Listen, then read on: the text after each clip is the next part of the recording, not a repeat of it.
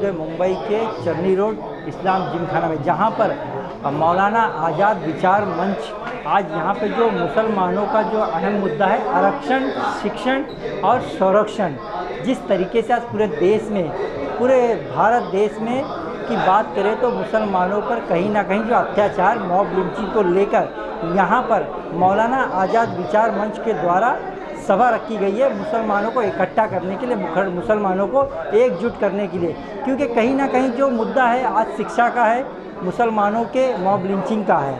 और जिस तरीके से आज यहाँ पर जो बड़े बड़े वक्ता हैं, जम्मू कश्मीर के मुख्यमंत्री, पूर्व मुख्यमंत्री फारूक अब्दुल्ला जी हैं, पूर्व राज्यसभा सांसद हुसैन दलवाई जी हैं, और जो शरद पवार जी हैं वो भी यहाँ पे मौजूद रहेंगे। और कुछ जो जानकार हैं, जो वक्ता हैं, इस तरीके से वो हमारे बीच में हैं, उनसे बात करेंगे किस तरीके से इस मौलाना आज़ाद विचार मंच में जो रखी गई जो मुसलमानों के लिए जो पहल है वो किस तरीके से की जा रही है और इसका आगे क्या असर दिखने को मिलेगा, आइए हम जानते हैं। जो मुस्लिम जो आरक्षण को लेकर जो अभी आपने मौलाना आज़ाद विचार मंच के कार्यक्रम रखा गया, इसके बारे में क्या कहना चाहिए? देखिए, मौलाना आज़ाद को इस मुल्क में भुला दिया। इस मुल्क ने बहुत ज़्यादती की है उस शख्स के साथ जिसकी मैंने तफसील थोड़ी सी बताई। ये वो शख्स है जो 9 साल 10 महीने जेल में रहा, और उस वक्त भी जेल में रहा जब उसकी बीवी से रुखसत हो गई, और वो अपनी बीवी से देखने नहीं गया क्योंकि उसने कहा मुझे मुल्क आज़ाद करना है। और कांग्रेस के लोगों को ये चिट्ठी लिख के भेजी कि कोई मुझसे मिलने की ताज़ियत करने ना आए।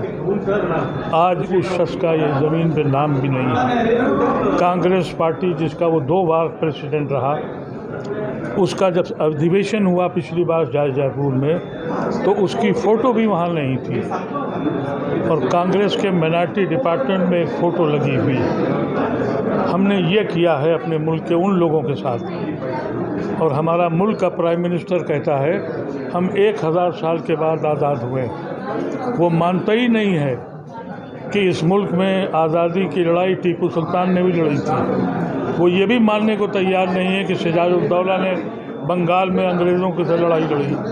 वो ये भी मानने को तैयार नहीं है कि मौलाना आज़ाद, हिफ्ज़ुर रहमान, अली बिरादरान, खान अब्दुल गफ्फार खान, वो किसी को नहीं मानता और लाल किले से ये ऐलान करता है।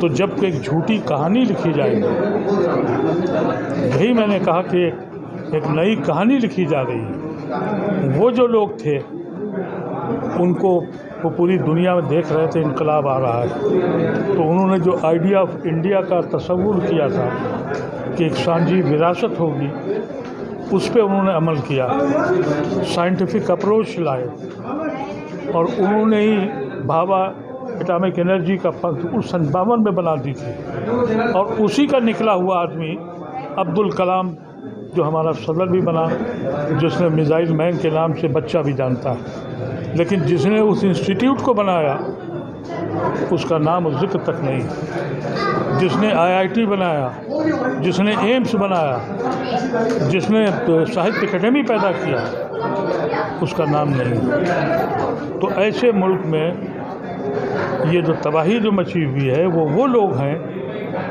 जिन्होंने आज़ादी की लड़ाई में 1% भी हिस्सा नहीं लिया। ये वो लोग हैं जो मैंने आपसे कहा कि जब ये बाबाओं और RSS का कदर लोग हैं, उसी की वजह से ये नफ़रतें बढ़ गई हैं। नहीं तो हिंदू और मुसलमान एक साथ नहीं जुड़ा है। मुसलमान 1000 साल से यहाँ है, हिंदू 5000 साल से है।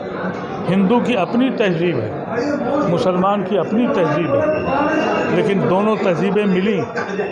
हमने कुछ दिया, कुछ लिया, हमारी ज़बान एक हो गई, हमारा कल्चर एक हो गया, हमारे रस्म रवाज एक हो गए, और जब ही हमने कहा कि हमारा संगम हो गया।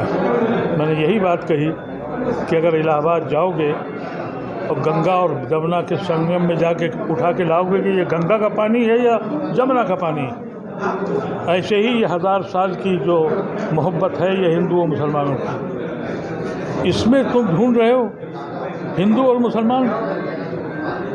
और यहाँ का हिंदू जो है, जो संजीदा हिंदू, पढ़ा लिखा सच्चा हिंदू है, वो चुप है। ये चुप रहने का वक्त नहीं है। ये चंद वो लोग हैं जो हिंदू मज़हब को बदनाम करने आए। मैं अवध का रहने वाला हूँ, अयोध्या के पास का, बाराबंकी ज़िले का। हम सुबह सुबह उठते थे, एक दूसरे को कहते थे राम राम, राम राम ग्रीटिंग थी, या सिया राम। अब सिया राम के बजाय जय श्री राम, यानी वायलेंट होकर हम बात करेंगे। राम को नहीं छोड़ा इन्होंने, सीता को छोड़ दिया। तो ऐसी शक्ल में ये लोग चुप क्यों हैं, चाहे वो हिंदू हो या मुसलमान हो? ये तुम चुप रह के इस मुल्क को बचा पाओगे? ये मुल्क ख़तरे में है, यही मैं कहना चाहता हूँ। क्या लगता है सर 2024 में बदलाव? जी, 2024 में अगर ये जो पार्टियों ने पार्टी के बजाय मुल्क बचाने की बात की तो ये कहीं नहीं दिखाई पड़ेगा। लेकिन लोगों के साथ मुश्किल ये है, इस मुल्क में पॉलिटिकल पार्टी अपने लिए लड़ रही है, अपनी पार्टी के लिए लड़ रही है, उसने मुल्क का ख्याल ही छोड़ दिया है। वक्त आ गया है कि हम सबको इख्तलाफ छोड़कर और मुल्क को बचाने की पहली बात करें। जब मुल्क बचेगा, ये हुकूमत बदलेगी, तो फिर इलेक्शन कमीशन भी नॉर्मल होगा, फिर पुलिस भी नॉर्मल होगी, फिर जितने इंस्टीट्यूशंस हैं वो भी इंसाफ करेंगे। अभी कोई डेमोक्रेसी नहीं है। अब जो बादशाह सलामत कहते हैं वही करती है, और सबसे ज़्यादा पतली गर्दन मुसलमानों की मिल गई। उनको तो ये कह दिया है कि तुम देशद्रोही हो। हमको सुबह शाम ये साबित करना है कि हम देशद्रोही हैं, देशभक्त हैं, हम देशद्रोही नहीं हैं। ऐसी सिचुएशन है। तो मैं अपने हिंदू भाइयों से कहता हूँ, तुम हमारी हमदर्दी तो करते हो, लेकिन चुप क्यों हो? क्यों नहीं बाहर आते? हमने क्या खता किया? हमने जिना को ठुकरा दिया तो गलती कर दी, हमने गांधी को अपना लिया तो गलती की। क्या खता की हमने? फारूक भाई ने कहा भी,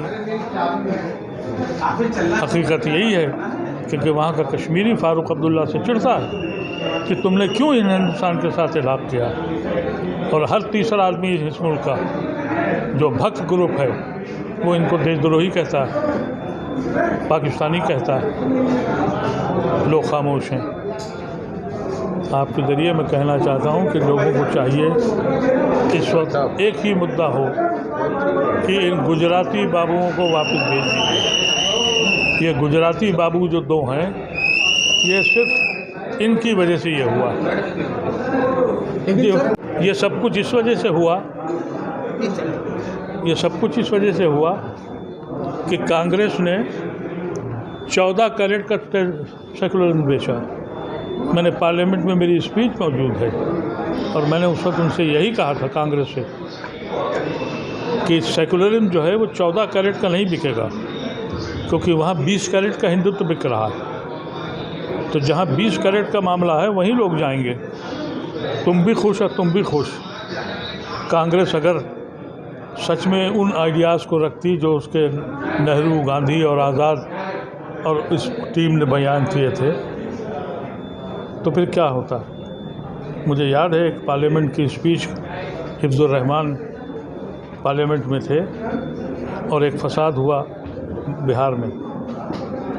लोगों ने कहा कि भाई आप कुछ कह नहीं रहे हैं। उनका हमारा पंडित नेहरू से ये एग्रीमेंट है कि अब पर हम पे कोई जुल्म होगा तो हिफ्ज़ुर रहमान नहीं बोलेगा, पंडित जवाहरलाल नेहरू बोलेंगे। जवाहरलाल नेहरू ऊपर सुन रहे थे, नीचे आ गए, माफ़ी मांगी पार्लियामेंट में, कहा हमसे मौलाना गलती हो गई। हम तो अपनी किश्तियाँ इसलिए नहीं चलाई थी, हमने कहा था, ये ख्वाहिश कभी नहीं की थी कि प्राइम मिनिस्टर बनेंगे।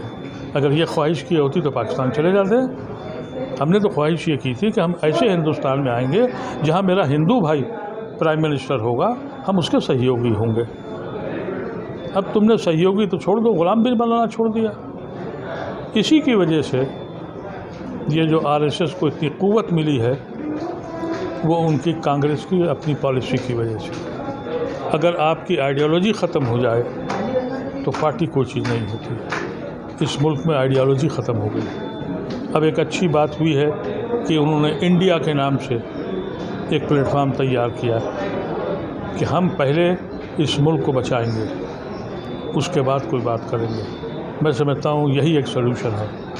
बहुत बहुत शुक्रिया।